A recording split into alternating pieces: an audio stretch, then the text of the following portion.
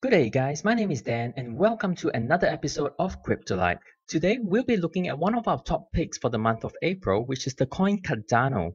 Cardano is hailed as one of the smartest projects in the crypto world. Yet when you ask around or even try to read around, few people can really give you a concise overview of what Cardano is all about because it is such a complicated project.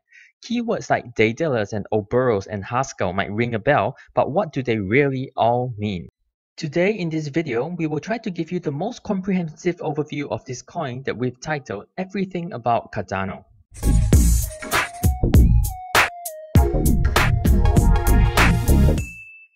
To really understand Cardano, you need to understand two aspects of the project, which is its philosophy and the tech. We're going to take a look first at its philosophy and a little bit of the background.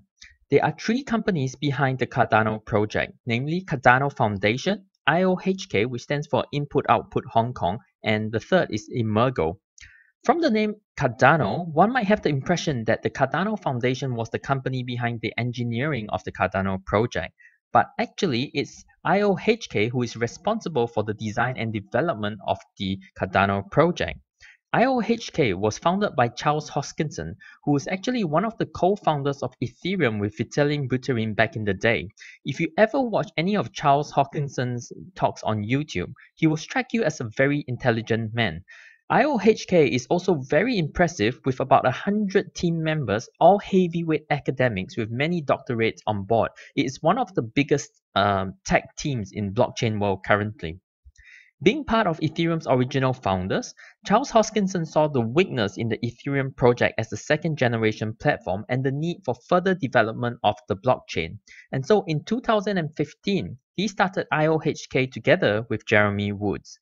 IOHK is now a name that is well known in the blockchain world but may not be very well known to token investors. But nonetheless, they really are one of the leading blockchain engineering companies in the world. Besides Cardano, another major blockchain project that IOHK did engineer, which you would recognize, is the well-known Ethereum Classic. Now, towards the end of 2014, there was an initiative by a group of cryptocurrencies, investors, and entrepreneurs who basically hired IOHK to design and implement Cardano. The Cardano Foundation was then created to standardize, protect, and promote the Cardano protocol technology. And the last company to join the triad was Emergo, a company that focuses on supporting and developing the commercial ventures of their partners. Now, having been designed by Charles Hoskinson himself, the philosophy behind Cardano is actually based on the philosophy of IOHK, which is the principle of cascading disruption. What is cascading disruption? As described here, cascading disruption is the idea that most of the structures that form the world's financial, governance, and social systems are inherently unstable, and thus minor perturbations can cause a ripple effect that fundamentally reconfigures the entire system. So, what is the cascade ripple effect that Cardano is trying to bring into the crypto market? Let's look at Cardano and its name. The name Cardano actually comes from Girolamo Cardano, who was an Italian mathematician, physicist, biologist, physician, chemist, astrologer, and a personal friend of Leonardo da Vinci. So the name Cardano is a very fitting name for the project because Cardano project is the first blockchain project to take a peer-reviewed scientific approach in developing it. Let me explain what that means. You may not know, but actually the majority of the blockchain projects currently in existence have a large part of their code that was copied from the original Bitcoin code. They used the Bitcoin code as the foundation of their coding before modifying it to their needs. And the subsequent architecture or structure of what these codes built are not actually original innovative structures as well. They are actually modeled after existing commercial systems. Cardano, however, examined and identified the major problems in the field, and then they built from scratch an entirely new blockchain with a completely new structure that has never been seen before. This was designed after a lot of academic research and papers, and you can see this all on their website. And each paper or tech that was proposed to the team had to undergo severe or stringent peer review by many PhDs and experts in the field before a verdict was given as to whether or not to use it. So foundationally, Cardano is the strongest academic blockchain. In their own words, they describe their philosophy as Cardano is a project that began in 2015 as an effort to change the way cryptocurrencies are designed and developed. So this is the cascade effect that Cardano wants to bring to the blockchain world. Cardano is designed to be a masterpiece that will introduce the concept that blockchain projects can be built based on due diligence in scientific and mathematical research. In fact, due diligence should be paid to these matters in the design and development of a project. Now, if Cardano can outperform its peers to prove that its approach is superior, then potentially we are looking at a game-changing approach on how blockchain projects are designed and developed.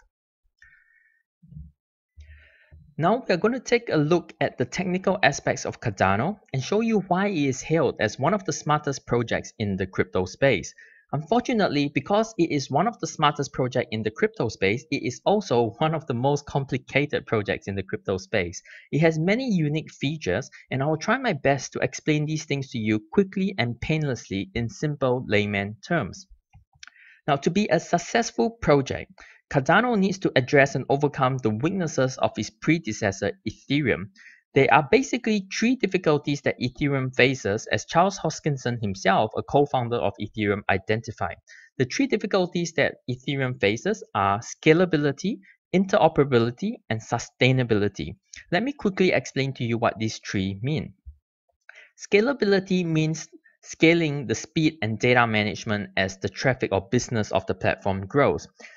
Many times we think of this as transactions per second, but it's actually a lot more than that. Besides just transactions per second, it also involves the underlying network supporting these transactions. Think of transactions per second as a reflection of the processor of the system, but the underlying network is the bandwidth that supports these processors. There is also another aspect to scalability that many people neglect or forget, and that is data volume. Blockchain is a permanent ledger of storage of information, which means that over time, the storage needs becomes bigger. The bigger the storage or the bigger the blockchain, the longer the time is needed for data to travel across it, and this slows the whole system down, which is what Bitcoin is facing. So the first problem of Ethereum is scalability. The second problem is interoperability. Interoperability means its ability to interact with other blockchains as well as with world systems. Example, a world financial system would be SWIFT. Without interoperability, a blockchain product can have the best tech but be completely isolated and not be able to be used by any circular companies. This is actually one of the biggest hurdles at the moment why many blockchain projects or blockchain in general is facing against mass adoption. Even across blockchain, Ethereum cannot communicate easily with Bitcoin.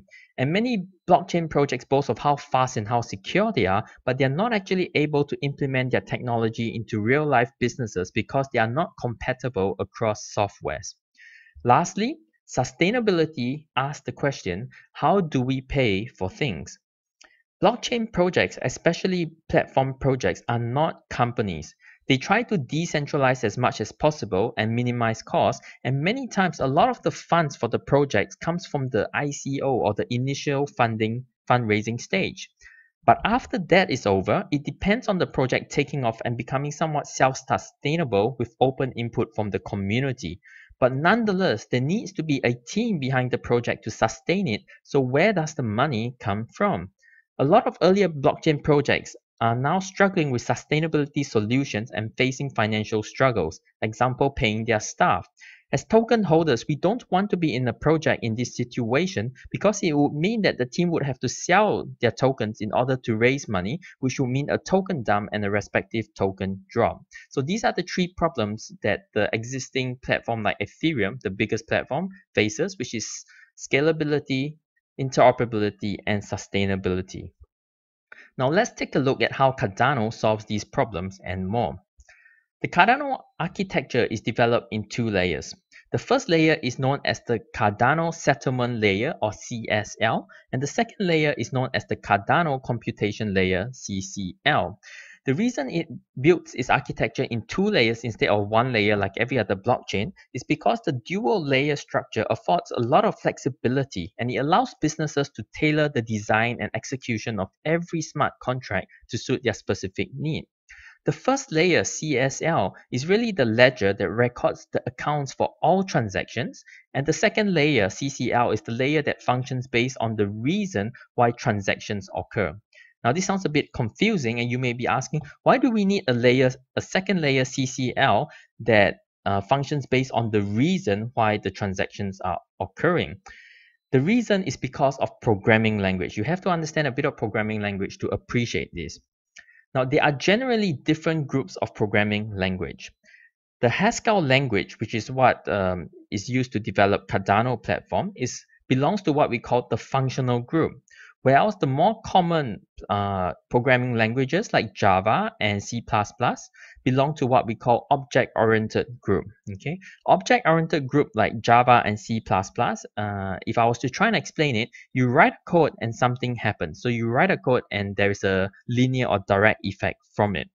But in functional programming, okay, things like Haskell, the process itself is based on what is happening. So the outcome isn't straightforward, and it takes into consideration why something needs to happen. So for example, if there's a lot of transactions happening, right, there is a chance that there may be a case of overpayment with object-oriented programming if two particular codes are paying the same person at the same time.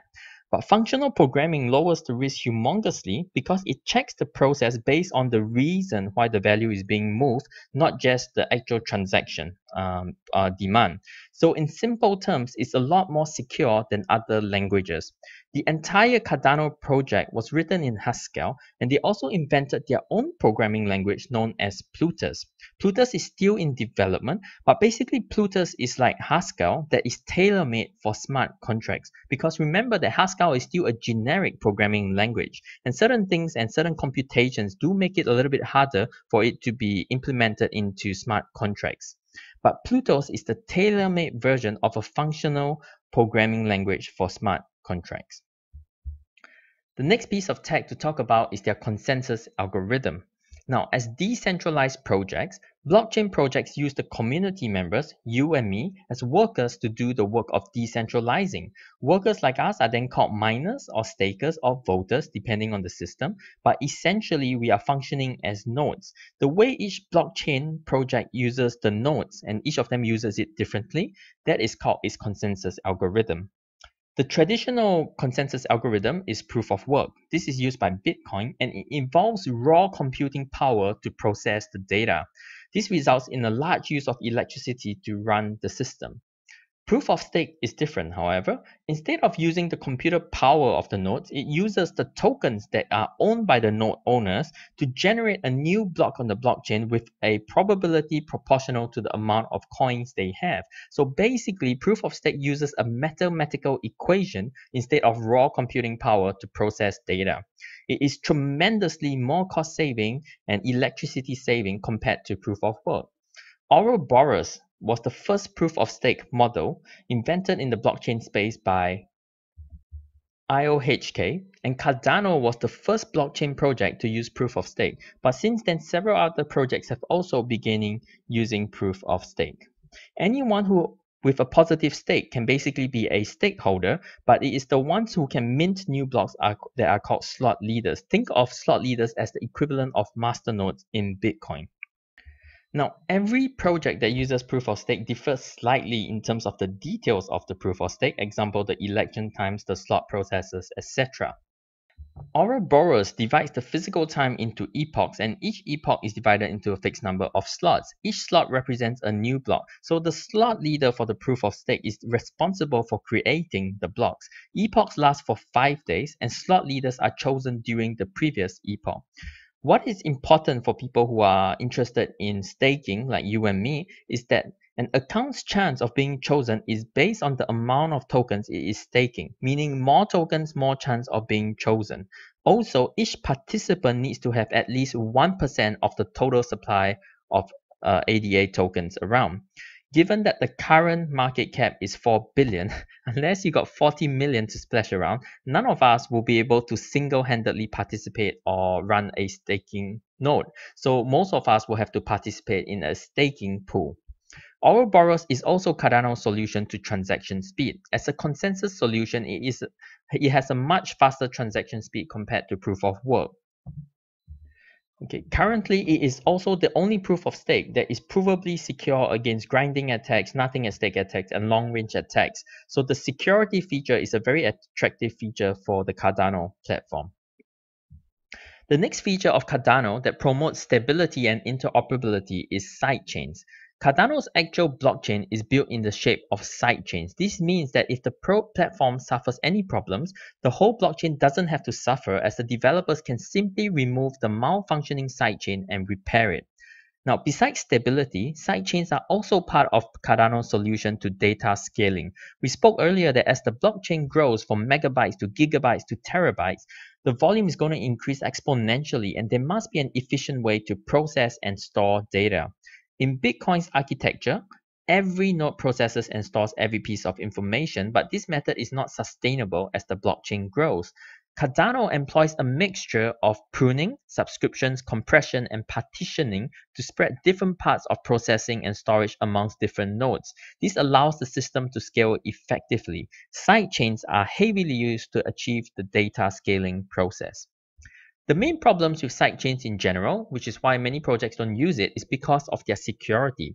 There are attacks on sidechains and even attacks on the main blockchain through sidechains. Cardano changes all this by introducing a provably secure sidechain technology that fixes all known avenues of attacks. This is called the non-interactive proof of work, so NPO. Now, this is still a work in progress because NPO was initially designed back in 2016 for proof of work blockchains. So Cardano basically has to recreate it to create a NPO version. Another piece of Cardano tech that is still in the works is called RINA, or recursive internetwork architecture. Now, this is a new technology that's created for decentralized system, and it helps to solve the bandwidth problems by functioning in a heterogeneous network rather than a homogeneous network. A lot of details of this is not out yet because this particular aspect of the project is only expected to be completed in 2019. The second last piece of tech of Cardano that I want to introduce to you is their quantum computing resistance solution.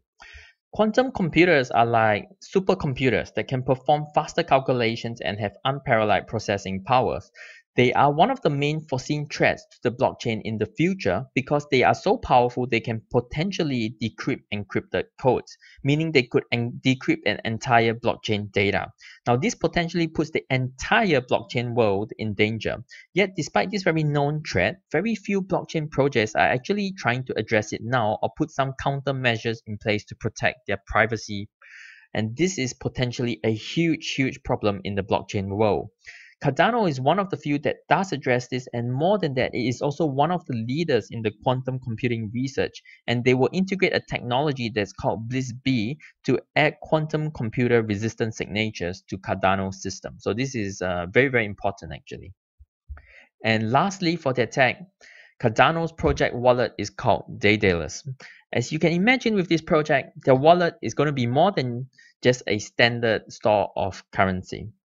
Daedalus is actually a separate project from Cardano in terms of its tech or design. Okay, it's actually built on Electron, which is an open source project maintained by GitHub that combines both Node and Chrome. Okay, right now the project is specifically only for ADA tokens, but in future, other cryptocurrencies like Bitcoin and Ether, etc., can also be hosted on it.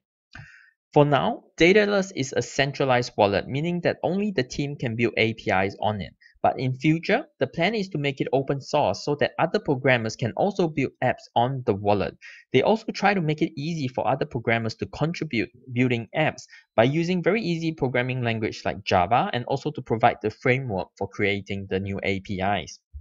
For the users like you and me, the wallet has unlimited accounting, so you can manage as many accounts as you want on the wallet. And the wallet also has very powerful backup features to recover your funds at any point in time.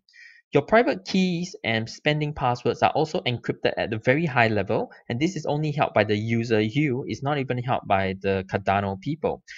You can even export a paper certificate, and that's the maximum security of how to protect our crypto at the moment that we know of. And they will also have hardware wallet compatibility, which is great. But the hardware compatibility is with Ledger, so a bit bull for me, because if you watch our Ledger being hacked video, you will understand why so many people, including myself, are moving away from Ledger over to other hardware wallets like Trezor. And lastly, as a wallet, they will also have multi-signature wallet features, which is something like a shared account that you can share with someone else. Currently, without a doubt, Daedalus is one of the best crypto wallets in existence. Okay, phew, we finally finished talking about their tech. And if you managed to follow me up to this point, well done. We don't have a lot more to go, so please hang in there with me. Now, looking at their economics, there are two things to look at. The first is their token. The Cardano token is the ADA token, ADA token, named after Ada Lovelace, who is a 19th century mathematician recognized as the first computer programmer in the world, and she's also the daughter of the poet Lord Byron. Now, just as we have different units in money, for example, dollars and cents, ADA is the larger unit of the Cardano currency. There is actually a smaller, less known unit of the Cardano currency, which is known as Lovelaces, where one ADA is worth 1 million Lovelaces. Unlike some projects like Ethereum, who have no caps to their total supply, the total supply or maximum supply of ADA tokens is capped at 45 million. Now, every good blockchain project must have good token mechanics. This is very important. Good tech alone is not enough because the token price which we invest in, the token price, only goes up if the token is being used. So we need to understand the token mechanics of the project, that if the tokens are being used at all. ADA tokens are used in not one or two, but in 6 different ways. Firstly, as a native token in apps on the computation layer. Secondly, as a payment for transactions on the settlement layer. Thirdly, as transactions between users via the wallet. Fourthly, as an exchange currency on the crypto market. Fifthly, they are used for staking in the consensus algorithm. And finally, sixthly, they are used in the Treasury, which we'll explain in just a second. So as you can see, there is great use case for the token, which is great news for us as token investors. The next important aspect of their economics is known as the Treasury. Now, the third problem that Ethereum struggles with that we spoke about earlier is the issue of sustainability. How do you sustain the economics of the project? Cardano addresses this problem by creating what we know as the Treasury. The Treasury is basically a separate wallet that will be endowed with some portion of newly minted ADA as well as all transaction fees. And the funds in this treasury will be used to fund various things like research, development, marketing, etc.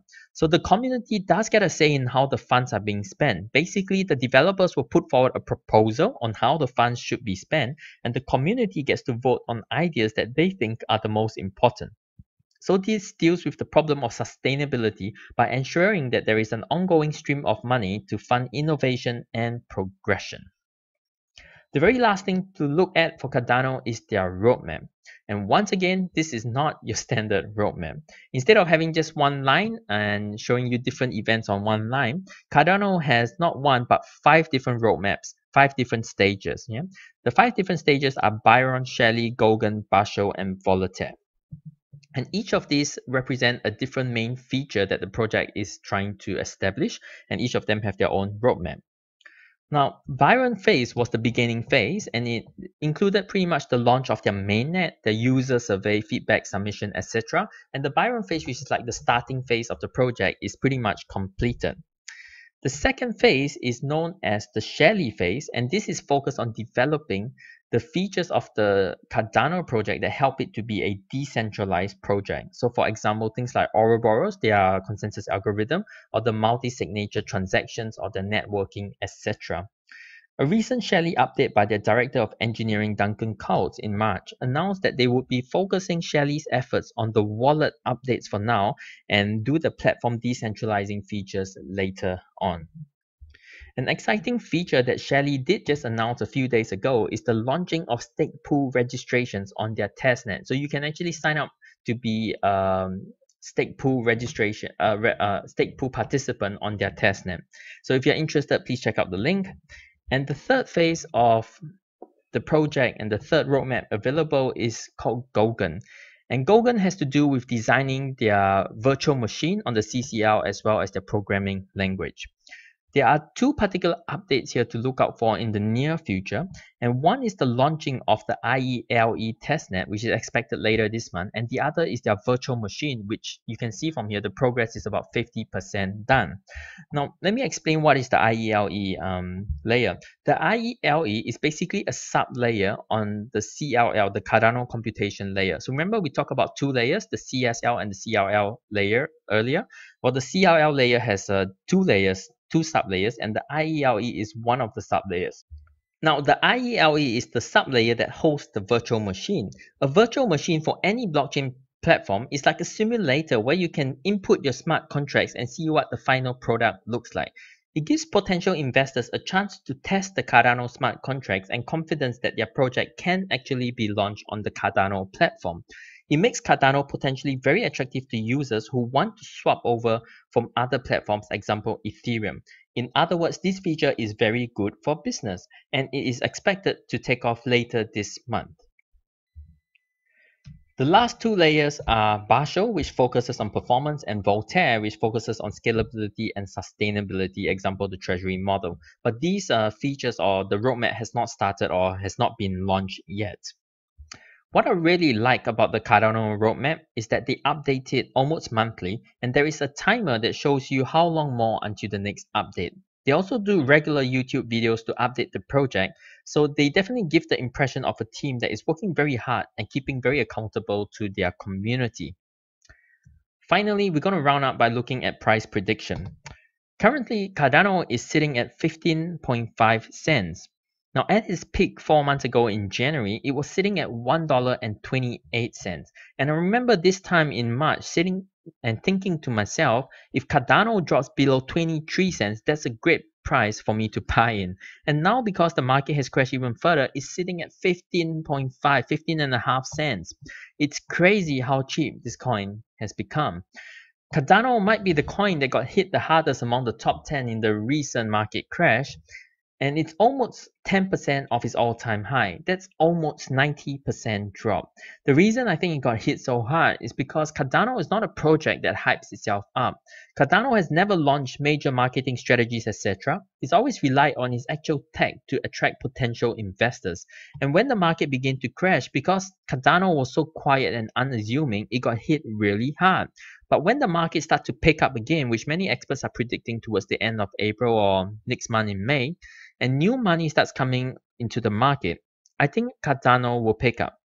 I say so because new investors that are coming in after the crash are likely going to be more cautious, and they're going to pick projects that actually have great use case and great tech rather than the mad altcoin bull run that we had last year, where people were literally just throwing money at every altcoin that came out in every news in just this FOMO spree. So I think that investors are just going to be more educated, and when they actually look for projects with great tech, Cardano is going to be one of the projects that will stand out. For this month, in the month of April, I think Cardano is going to have an exciting month with Golden Testnet predicted to be released sometime this month. This is one of the reasons why they are in our top 3 coins for the month of April. Do feel free to check out our video, Top Coins for April, to find out which are the other coins that we recommend.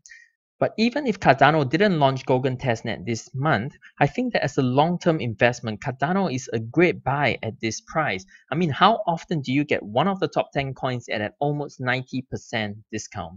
And finally, we've repeated this so many times, it's becoming a saying on our channel, but we always recommend not just investing in a project or an idea, but investing in the people behind the project. The worst project with the best people will work out because the best people will tweak and adopt the project to make it into a workable, good product. But the best ideas with the wrong people may not work out. A lot of blockchain ideas at the moment are very good ideas, but few of them have really great teams behind them. Cardano has one of the best and biggest team in the blockchain world. It also has working products. It has a mainnet and a wallet that's already launched and are still working to improve it. A lot of platform projects, their roadmap ends once their mainnet launches, but for Cardano, the mainnet launch was literally the beginning. And consider this, they are already very secure in the top 10 coins, and they have released less than half their features.